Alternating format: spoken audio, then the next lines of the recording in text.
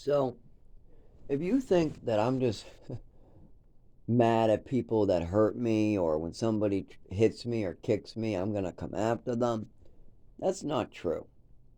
Somebody has to be hurting people on a regular basis and be willing to continue hurting people before I get angry enough to put my hands on them. And even then, it's against my religion. I will never, ever willingly hurt somebody.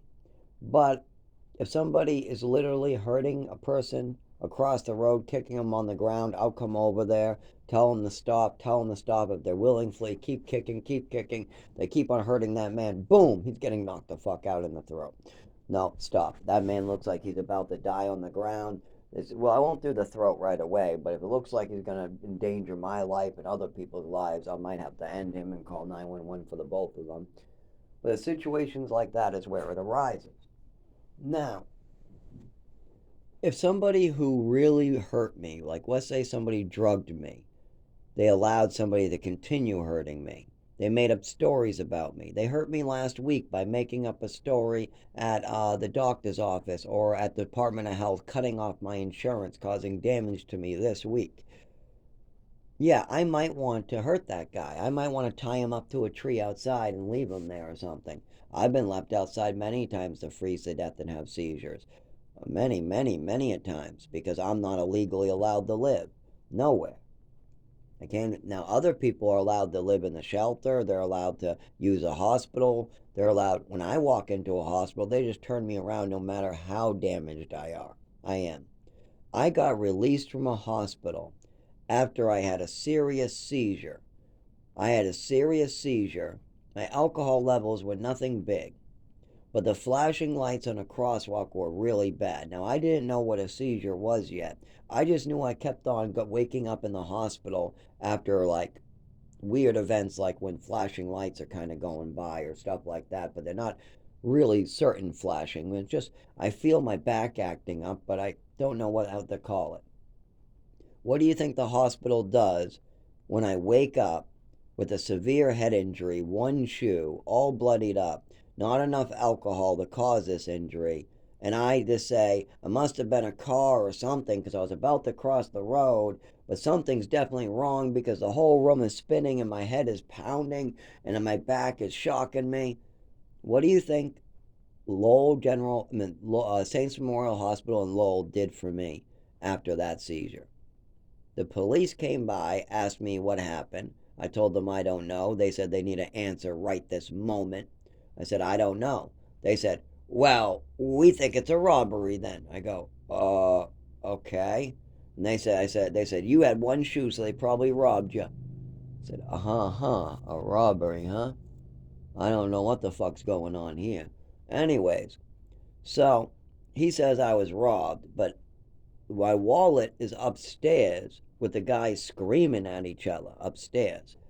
So no, I don't have my wallet for that reason, but my shoe was just kicked down the street. I found that out later when I talked to somebody else who came out. They said, "You know, your shoe was down the street. Somebody threw it in a dumpster." I said, "Where? Right down there?" He goes, "Yes." That was weeks afterwards. But anyways, so my shoe was down there. It just was further down the street.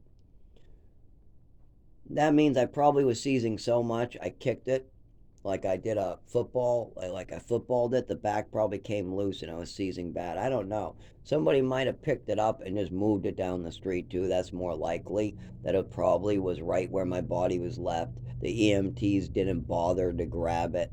I got to the hospital. Somebody walked by and said, "Ooh, a shoe. Is there another one?" "Oh, there isn't another one," and threw it back down. That's probably what happened. But anyways, I had no clue what was going on. Neither did the police. It was very clue. They had no idea what to do. Nobody knew. But the hospital hasn't spent any time talking to me yet. I just woke up. So maybe if we observe me, we can find out, right? Oh no, the hospital releases me, but I can't walk or see straight. I'm falling over and I don't got my balance. I still obviously have a concussion and my head is bleeding. And I don't even know what happened to me. But the hospital says that's fine. Well, I get mad with the security guards in the public because I almost fall, and then the parking lot because I almost fall. I can't see straight. I say, you need to let me back in. I'm not going to make it far. I'm going to fall. They said, fine, no, no, no, and you keep going. So at this point, I was done with that hospital forever. I'm going to die. I'm literally going to die soon. So I take out my belt and I just look at them. I don't even try to swing. I just move my arm downwards instead. Don't even bother swinging, and I try to walk out of there. That's right. They cut up my pants, but they gave me my belt back. They had my pants and my belt, but I had a gurney shirt because they cut my shirt off. Now, sometimes they take my pants as laps and kicks too. But this time I did have my pants and they did give me my belt back when I woke up. So, anyways, I got that. I'm leaving. I can't stand straight. So that time I was in a gurney only from the top. The bottom, I did have a belt. You know what? I remember though being in pants gurneys because somebody had to help me tie them from the back halfway through downtown. So I was wearing pants gurneys, but I had a belt on me because they returned it to me. Oh, they can't cut up a belt. That's why. So, anyways, they returned me my belt. I definitely was wearing gurney pants because I was leaving downtown. I almost fell multiple times. Somebody who knew me helped me tie my back part because they were like double gurneys I had on, like double gurneys. Before I left, I was kind of trying. I struggled too. They could see I almost fell over putting them on. Oh yeah, that's right. I remember putting them on now too. So yeah, definitely gurney pants, gurney shirt. They're releasing me with a concussion. I'm dizzy. I'm falling down. I hit my head against a stone wall on accident. I'm walking and I'm so dizzy I fall to the left, but instead of falling down on the ground, I fall into a wall. That one hurt. And I just continue trying to make it someplace safe. Eventually, I make it to somebody's house, a guy named David, one of the 5 people I actually take care of most of the time, and I just pass out on his floor. About 3 days later, I come back to. Now, that probably caused permanent damage, and I already was having seizures and illnesses before that with my nervous system. That probably was making it worse right there. Now, who put me in that dangerous situation? Well, it still happens today, and I don't drink or use drugs. It happened during childhood, and I didn't drink or use drugs. It happened then, and I was just drinking a small amount that time. So, well, was I born with it? No, I was not. I never felt this until the overdose. I could feel the change as the change happened when I passed out and my breathing slowed down. Well, who did that to me? Patricia, my mother. And who was there that night? My father and my mother. And who refused to bring me to the emergency room? My mother and my father. My father was just yupping her the whole fucking time. She's on the phone with emergency personnel, and my father's just sitting there in his chair like nothing's going on. And I'm at his feet on a pile of newspapers, gasping for air, trying to scream help. And I was just freaking out on the carpet going, oh, I can't see. Because I lost my vision completely. I couldn't see out of my eyeballs at all. Everything went fuzzy.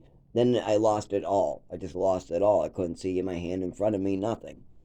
It was the most scary time in my life, and it still affects me every day of my life. So, of course, it's the worst event I've ever had.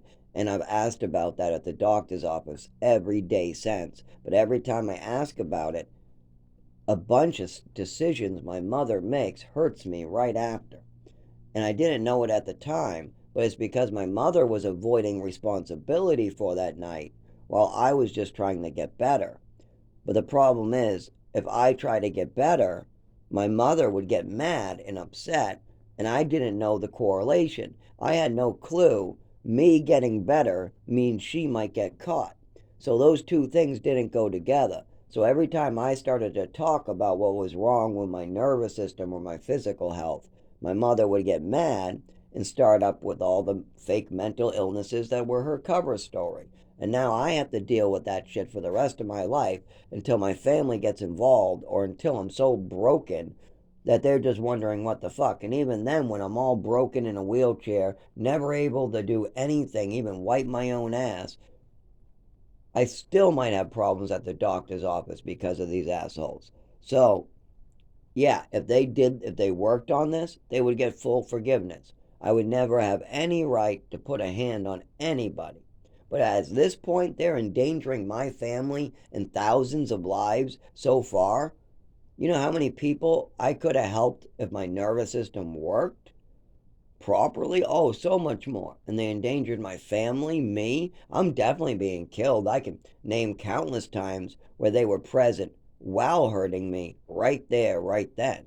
We're not even talking about poisoning somebody, hurting them that way, sneaking them poison by slipping them pills like my mother did to me, or even having control over their doctors and having their doctors do horrible things to them, like hold them down and inject them with double doses of drugs, or give them the wrong treatments or malpractice them. We're not even talking about that shit.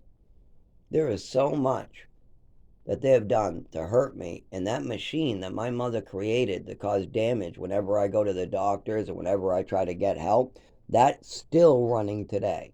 Anytime I try to get epilepsy medication or get a diagnosis that has to do with this, my mother's and father's machine will start lobbing off at me, start trying to chop me up into pieces every single time.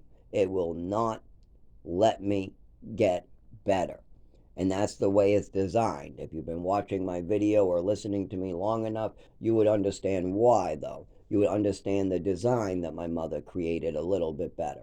Now, people who take responsibility and try to work on these things with me, oh, of course they would be forgiven, of course.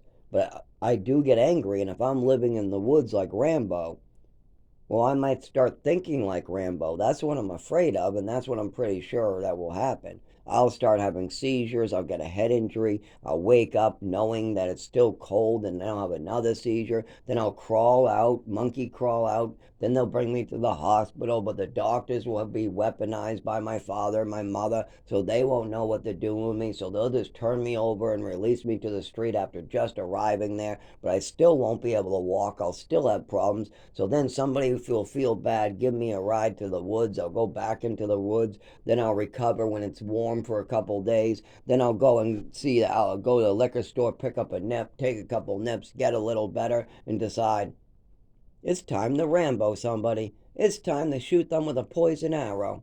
Some shit like that. And that's what I'm afraid of. If people try to hurt my family or try to endanger my life, I might want to protect myself.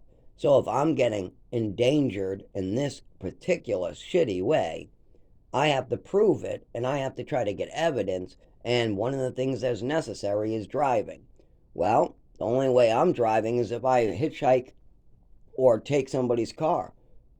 Well, that's impossible as well. And I'm not going to steal a car. So the best thing to do is go right to the source. Who did this to me? Let's go right to the source, go get in their face, and we'll go get them.